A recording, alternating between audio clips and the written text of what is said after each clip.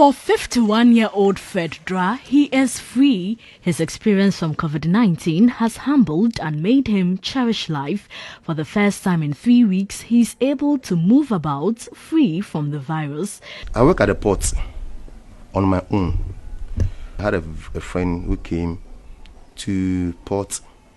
He brought mattresses, and that friend came and we had a contact, we had a chat, we ate together. But we realized that he was coughing, but the mind was not there. That such a thing can happen. And I was okay until one fateful day. That day was 17th March. So I went to Tema Polyclinic. My temperature was above the normal temperature, so there was some sort of suspicious. They were not telling me anything. They took my sample. I had a call. Then the gentleman just told me, "Am I Fred Drah?" He asked me. I said, "Yes, I was the one. I am Fred Drah." Then this gentleman just said, through the test that they did, they realized that I'm tested positive. Fred says he and his family were stigmatized as a result of his condition. Days spent in isolation at the Ga East Hospital were lonely. At a point, he lost his roommate to Covid-19. The information out there is that when you are being tested positive, likely the way people are dying, you also die.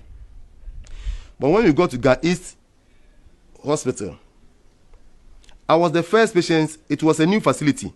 This is where at times I tell myself that, look, I am blessed. A new facility, they've never admitted any patients over there.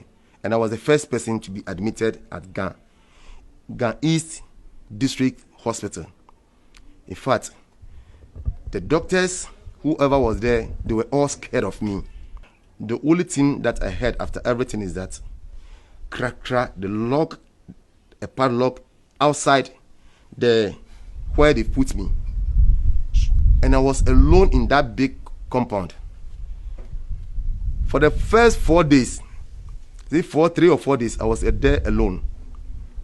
And it was between myself and my God. They brought the gentleman. What I realized that the gentleman was very weak. One someone, very, very weak. He was having drips, all kinds. I think they say all kinds of symptoms, positive, diabetes positive, a whole lot of things. So this gentleman was weak. But the two of us were there, and I was always encouraging him. We were praying. I think the fourth day, then they just called me that, Fred, they will send me to a different apartment because the guy's condition is strong.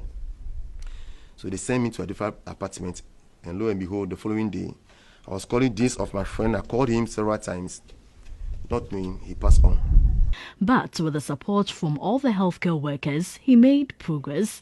Fred has now reunited with his family, an experience he will not exchange for anything.